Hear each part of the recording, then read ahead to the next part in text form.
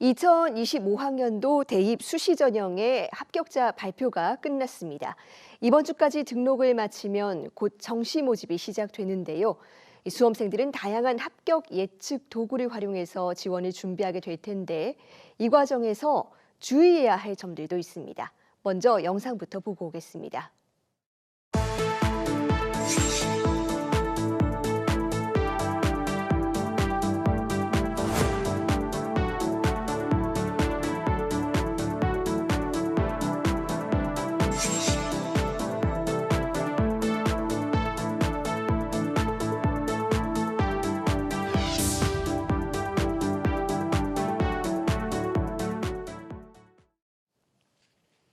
네, 올해 정시 모집의 새로운 변수들과 합격 예측 도구를 똑똑하게 활용하는 법까지 전문가와 자세히 짚어봅니다.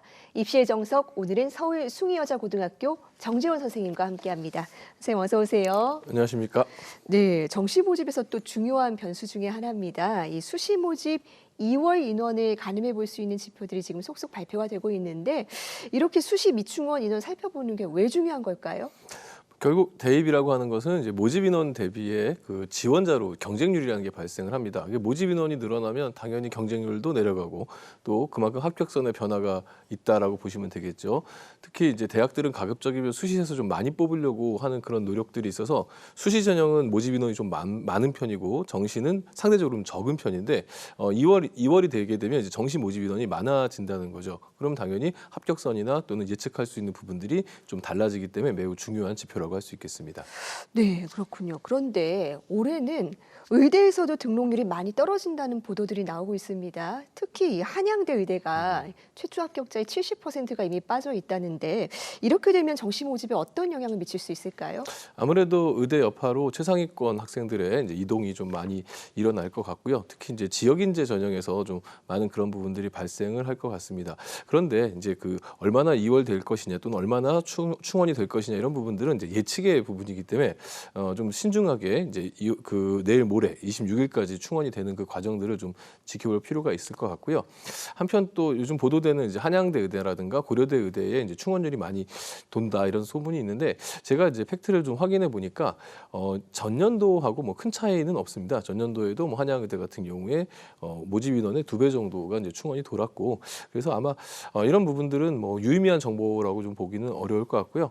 학생들에게는 이런 부분들이 잘못 오해가 되면 이제 일희일비할 수 있으니까 좀 정확한 좀 팩트 체크가 좀 아쉬운 대목이기도 합니다. 네, 전년에 비해서 아주 뭐 뚜렷하게 유의미한 수준은 아니다라는 네. 말씀도 해주셨고요. 학생들이 기억해야겠습니다. 그리고 뭐 저희가 입시 정석에서도 계속 말씀을 해드리고 있는 부분이 바로 변환 표준 점수입니다. 같은 점수더라도 어떤 학교에 지원하느냐에 따라서 이 유불리가 달라질 수 있는 건데 선생님, 대학들이 이렇게 변환 표준 점수라는 제도를 채택하는 이유 뭐라고 볼 수 있을까요? 이제 변환 표준 점수는 이제 아무래도 탐구 과목을 어떤 과목을 선택했느냐에 따라서 이제 난이도의 차이가 발생하고 그 난이도 차이에 따라서 표준 점수의 점수 차가 좀 발생하는 것이 하나의 이제 원인이라고 지적할 수 있겠는데요. 예를 들어서 올해 이제 생활과 윤리의 만점자의 경우에는 표준 점수가 이제 무려 77점이나 나왔고 또 화학원 만점자는 반대로 훨씬 더 어려운 공부를 했습니다만 표준 점수가 이제 65점이 나와서 무려 이제 12점 차가 이제 벌어지는 이런 상황이 되지 않았겠습니까? 어찌 보면은 이제 과목 선택의 행운이라고도 이제 얘기할 수가 있는데 대학 입장에서는 이런 선택에 따른 유불리를 좀 완화할 필요가 있고요. 또 전체 입학 전형 안에서 탐구 과목이 그 영향을 끼치는 부분들을 좀 축소시킬 필요가 있기 때문에 이런 변환 표준 점수를 쓴다고 보시면 되겠습니다.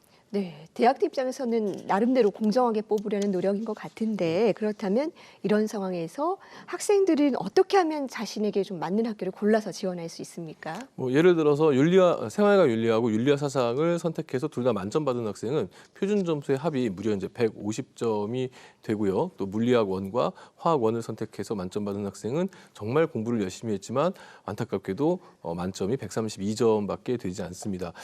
그래서 이제 변환 표준 점수를 좀 활용하는 대학을 좀 고려해서 좀 살펴보면은 학교마다 좀 다르긴 하겠지만 생윤윤사조합 같은 경우에 150점이 아니라 변환 표준을 쓰면은 140점에서 141점 정도로 그 점수가 약간 깎이는 경향이 있고요. 물리학 원하고 화학 원을 선택한 학생들은 132에서 한 136.7점 정도로 약간 올라가면서 최고 이제 150대 131이라고 하는 18점의 차이가 한 5, 6점 정도의 차이로 이제 좁혀지는 것을 볼 수가 있습니다. 따라서 자기가 화학이나 물리 원을 선택해서 일반 표준 점수에서 좀 손해를 봤다라고 생각하는 학생들은 이런 변환 표준 점수를 반영하는 대학을 우선적으로 고려하는 게 좋겠습니다. 하지만 서울대, 국민대, 서울과학기술대 그리고 지방의 거점 국립대학이라든가 각 교대들 이런 대학들은 변환 표준 점수를 쓰지 않고 일반 표준 점수를 그대로 씁니다. 이걸 갖다가 이제 전문가들은 이제 R표점이라고 얘기하는데 그걸 그대로 쓰고 이 점수가 높은 학생들, 아까 말씀드렸던 좋은 조합으로 선택한 친구들은 이렇게 변환 표준 점수를 안 쓰는 일반 표준 점수 대학을 지원하는 것이 더 유리한다고 할 수 있겠습니다. 네, 아마도 이 방송 보시는 부모님들은 이런 궁금증 가지실 것 같아요. 뭐 이렇게 점수가 많아? 이 변환 표준 점수, 일반 표준 점수, 뭐 100분위 R표점 여러 가지 점수들이 있는데 이러다 보니까 최근에는 이 수험생들이 정시 모집 앞두고 저마다 다양한 또 합격 예측 도구들을 사용합니다. 그런데 이것도 무작정 맹신하면 곤란해질 수가 있다고요. 그렇죠. 이제 예측 프로그램 같은 경우에는 뭐 앞서 말씀드렸던 이런 표준 점수 같은 거 다 계산해 줍니다. 그런 부분에서 좀 편하긴 한데 문제는 이제 이 예측 프로그램이 어떻게 만들어지는가를 좀 우리가 알고 있어야 되거든요. 그러니까 보통 이제 크게 세 가지가 있습니다. 하나는 이제 전년도 입시 결과와 비교해 가지고 올해 입시 학생을 이제 비교하는 방법이 있고요. 이제 경험치를 통한 방법이 있고요. 그다음에 통계학을 이용해 가지고 모집 인원과 누적비를 계산해서 대략 이 정도에서 합격하겠다라고 하는 예측이 있고요. 또 하나는 이제 가상 공간 안에서 모의 지원을 학생들이 함으로써 어느 대학에 어느 학과에 얼마나 몰리고 이런 것들을 통해서 합격을 예측하는 이런 세 가지 방법이 있습니다.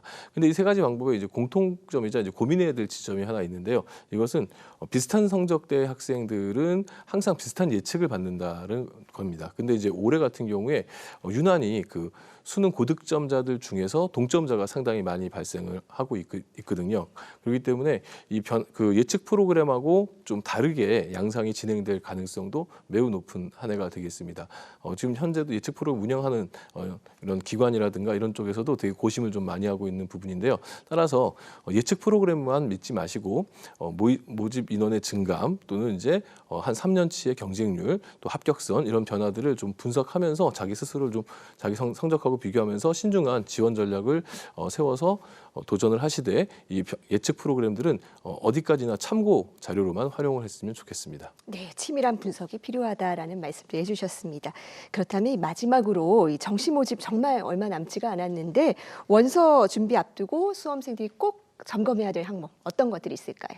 뭐 매번 지적하는 부분이고 또 입시 전문가들이 대체로 이제 얘기하는 바대로 말씀을 드리자면 우선 이제 자신의 점수를 정확하게 알고 있어야 되겠죠. 그래서 내 점수가 어떤 대학에 어떤 활용 지표와 어떤 반영 비율로 적용됐을 때 가장 유리하게 점수가 나오는가 하는 부분들을 절대적으로 먼저 확인을 하셔야 되겠고요. 그리고 이제 지원할 대학이 어느 정도 이제 정해지게 된다면 그 대학의 최종 모집 인원 그리고 지난 3년간의 그 대학의 입시 양상들 특히 경쟁률이라든가 또는 합격선의 변화 이런 것들을 꼼꼼하게 좀 보셔야 되겠고 또 마지막으로 이거 학생들이 놓치는 경우가 많은데요. 내가 지원할 대학의 그 최종 마감 시간이 있습니다. 그래서 마감 일자와 마감 시간이 대학마다 조금씩 다르기 때문에 이런 것도 다 꼼꼼히 확인을 하고 신중한 지원을 하셔야 되겠습니다. 네, 정시 모집 이제 딱 일주일 남았습니다. 아마도 이 크리스마스 기간에도 학생들 고민이 깊어질 것 같은데 수시 모집에서 조금 아쉬운 결과가 있었던 수험생이라도 아직 기회 남아 있으니까 끝까지 최선 다해주기 바라겠습니다. 선생님 오늘 말씀 고맙습니다. 예, 감사합니다.